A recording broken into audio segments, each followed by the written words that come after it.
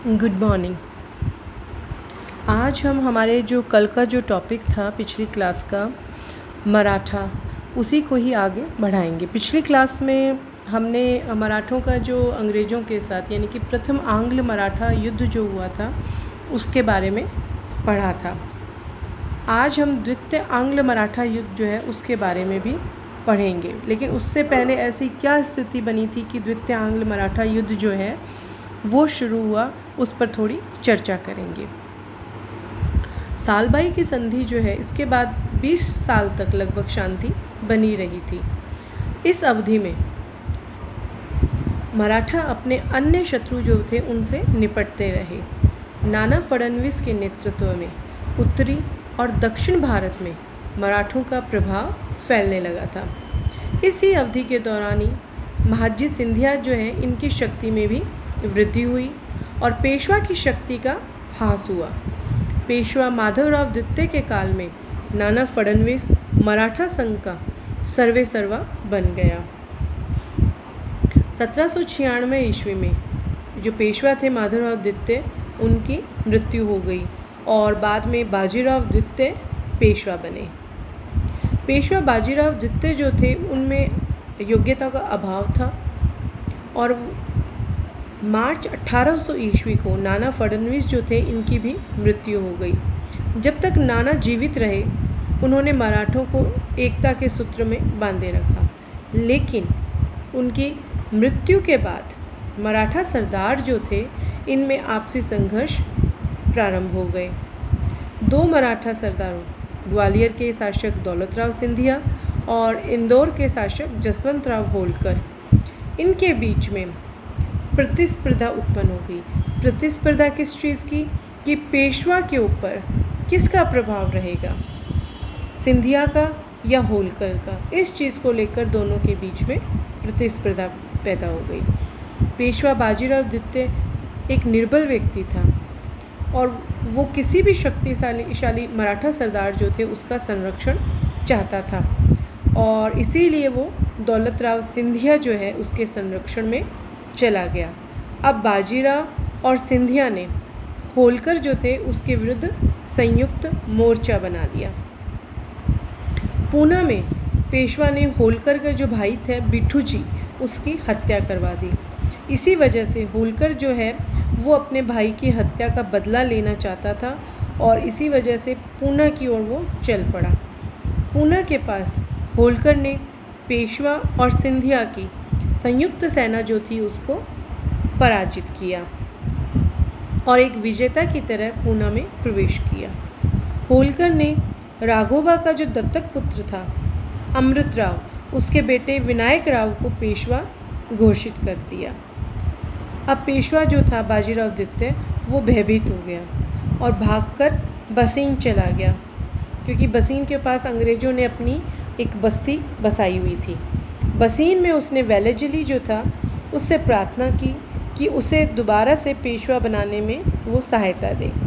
Wellesley Bharat में company की सर्वोपरि सत्ता जो है वो स्थापित करना चाहता था। मैसूर की शक्ति नष्ट करने के बाद अब अंग्रेज़ों के केवल मराठे जो हैं वही एकमात्र प्रतिद्वंदी रह गए थे।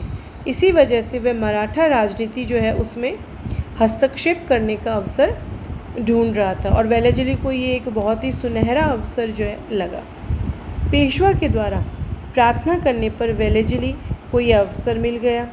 वेलेजली ने पेशवा के सामने शर्त रखी कि यदि वह सहायक संधि स्वीकार कर ले तो उसे दोबारा से पेशवा बनाने में वो उसकी सहायता करेगा। पेशवा ने वेलेजली की शर्त जो है उसे स्वीकार कर लिया और 31 दिसंबर 1802 ईस्वी को पेशवा और कंपनी जो है इसके बीच में बसीन की संधि हो गई। ये जो संधि हुई थी इसकी मुख्य शर्तें जो हैं वो इस प्रकार से थी। पेशवा अपने राज्य में 6000 अंग्रेज सैनिक जो है वो रखेगा और इस सेना के खर्चे के लिए 26 लाख रुपए वार्षिक आय का भूभाग अंग्रेज़ों को देगा।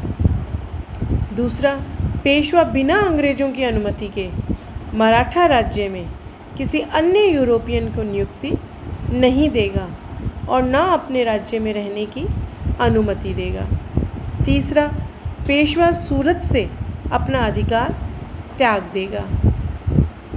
पेशवा के जो निजाम और गायकवाड़ के साथ जो झगड़े चल रहे थे, उन झगड़ों के निपटारे का कार्य कंपनी को दे दिया जाएगा। भविष्य में किसी भी राज्य के साथ युद्ध, संधि अथवा पत्र व्यवहार जो है वो बिना अंग्रेजों की अनुमति के नहीं करेगा। अब बात आती है कि ये जो संधि हुई थी, बसीन की संधि, ये किस प्रकार से महत्वपूर्ण थी। ये बसीन की संधि के बाद में संपूर्ण भारत में कंपनी का राज्य स्थापित हो गया था और इस संधि के द्वारा जो मराठा शक्ति थी उसकी प्रतिष्ठा को भी भारी धक्का पहुंचा था। इस संधि का जो सबसे बड़ा दोष था वो ये था कि अब अंग्रेज़ों का मराठों से युद्ध जो है वो प्राय निश्चित हो गया, क्योंकि वेलेज़ली ने मराठों के जो आंतरिक झगड़े थे उनको तय करने का उत्तरदायित्व अपने ऊपर ले लिया था। मराठा सरदार जो थे वो पेशवा के द्वारा, बाजीराव द्वितीय जो है इसके द्वारा जो बसीन की संधि की गई थी उसको बर्दाश्त करने सहन करने के लिए तैयार नहीं थे। इसलिए उन्होंने पारस्परिक वैमनस्य को भुलाकर, यानी कि जितने भी मराठा सरदार थे, अधिकांश मराठा सरदारों ने आपसी जो उनकी कटुता थी उसको भुलाकर अंग्रेज़ों के विरुद्ध एक होने का प्रयत्न किया।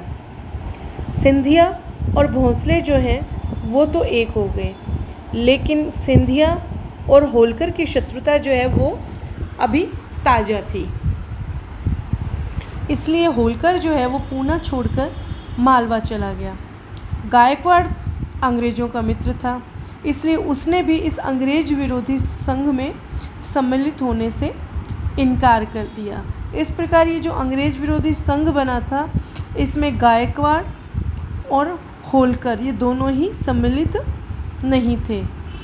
और ये जो संघ बना था इसमें सिंधिया और भोंसले जो थे इन्होंने अंग्रेज़ों के विरुद्ध सैनिक अभियान की तैयारी आरंभ कर दी। एक सेना अंग्रेज़ों ने अपने भाई आर्थर वेलेज़ली, यानी कि अंग्रेज़ों से अभिप्राय यहाँ पर है कि वेलेज़ली जो था गवर्नर जनरल, उसने अपने भाई आर्थर वेलेज़ली और दूसरी जनरल लेक जो थे उसके नेतृत्व में मराठों के विरुद्ध भेज दी। सिंधिया और भोंसले की संयुक्त सेना जो है वो पराजित हुई। आसीरगढ़ और अरगांव के युद्ध में मराठा पूर्ण रूप से पराजित हुए। अरगांव में पराजित होने के बाद 17 दिसंबर 1803 को भोंसले ने अंग्रेज़ों से देवगढ़ की संधि कर ली। इस संधि के अंतर्गत भोंसले ने वेलेज़ली की सहायक संधि की जितनी भी शर्तें थी उसको स्वीकार कर लिया। केवल एक शर्त कि राज्य में कंपनी की सेना रखने संबंधी जो शर्त थी वो स्वीकार नहीं की गई और वेलेज़ली जो थे उन्होंने भी इस शर्त को स्वीकार करने के लिए जोर नहीं दिया। इस संधि के अनुसार कटक और वर्धा नदी जो है उसके आसपास के जो क्षेत्र थे वो अंग्रेज़ों को दे दिए गए। और लास्ट में, अंत में जो लासवाड़ी नामक स्थान पर जो युद्ध हुआ था उसमें सिंधिया की सेना जो है वो भी पराजित हुई और सिंधिया ने भी अंग्रेज़ों से संधि कर ली। और ये जो संधि की गई थी सिंधिया के द्वारा अंग्रेज़ों से, वह 30 दिसंबर 1803 ईस्वी को सुरजी अर्जुन गांव की संधि के नाम से हुई। ये जो संधि थी इसके अनुसार सिंधिया ने दिल्ली, आगरा, गंगा यमुना का दोआब, बुंदेलखंड, जयपुर, जोधपुर, गुजरात के कुछ ज़िले, ये सब अंग्रेज़ों के प्रभाव में दे दिए। इसके अतिरिक्त उसने कंपनी की सेना जो थी उसको भी अपने राज्य में रखना स्वीकार कर लिया। अंग्रेज़ों ने सिंधिया को पूर्ण सुरक्षा का आश्वासन दिया। ये सब चीज़ें जो थी ये सुरजी अर्जुन गांव की संधि के तहत हुई थी। सिंधिया और भोंसले ने बसीन की संधि जो थी इसको भी स्वीकार कर लिया था। अब बात आती है होलकर की। होलकर जो है ये मराठा राज्य का प्रमुख स्तंभ था और वो अब तक इन घटनाओं के प्रति जो हो रही थी, जैसे कि सिंधिया को हराया गया अंग्रेज़ों के द्वारा, भोंसले को हराया गया, इन सब के प्रति उदासीन था। और ये जो घटनाएं थी, सिंधिया और भोंसले के आत्मसमर्पण जब इन लोगों ने कर दिया था, उसके बाद अंग्रेज़ों से युद्ध करने का होलकर ने निर्णय लिया और अप्रैल 1804 ईस्वी में संघर्ष छेड़ दिया। उसने सबसे पहले राजपूताना में कंपनी के मित्र राज्य जो थे उनके ऊपर आक्रमण किया। होलकर ने भरतपुर पर आक्रमण करके वहाँ के शासक से संधि कर ली। हालांकि भरतपुर के शासक ने अंग्रेज़ों से संधि कर ली थी, किंतु इस समय उसने अंग्रेज़ों की संधि को ठुकरा दिया और होलकर का समर्थन किया। यहाँ से होलकर दिल्ली चला गया और दिल्ली को चारों ओर से घेर लिया, लेकिन दिल्ली के ऊपर वो विजय प्राप्त नहीं कर सका था। दिल्ली जो है इसके ऊपर होलकर के दबाव को कम करने के लिए अंग्रेज़ों ने होलकर की जो राजधानी थी इंदौर, उसके ऊपर आक्रमण कर दिया और इंदौर पर अधिकार कर लिया। जब होलकर को इंदौर के पतन की सूचना मिली तो दिल्ली का जो घेरा था वो उठाकर इंदौर की ओर होलकर रवाना हो गया। रास्ते में डीग नामक स्थान जो है वहाँ पर ब्रिटिश सेना से उसका भीषण संग्राम हुआ, किंतु ये जो युद्ध था ये अनिर्णायक रहा। भरतपुर के शासक ने होलकर का चूँकि समर्थन किया था, इसलिए जनरल लेक जो है उन्होंने भरतपुर के दुर्ग को घेर लिया और 4 बार आक्रमण किया, किंतु उनको सफलता नहीं मिली और अंत में अप्रैल 1805 ईस्वी में उसे भरतपुर के राजा से शांति संधि करनी पड़ी। जनरल लेक जो थे उनकी ये भयंकर भूल थी कि वो व्यर्थ ही भरतपुर